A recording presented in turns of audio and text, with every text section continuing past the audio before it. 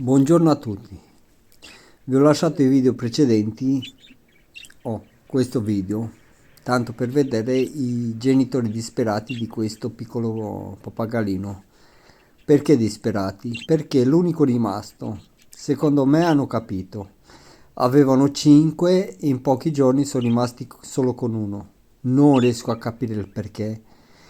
Non riesco a capire anche perché i genitori l'hanno sempre curato, gli hanno dato da mangiare o hanno dato da mangiare a tutti.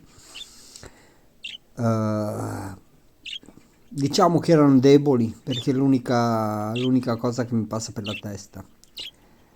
Comunque, per guardare gli altri video vi chiedo di seguire questo canale. Ciao ciao!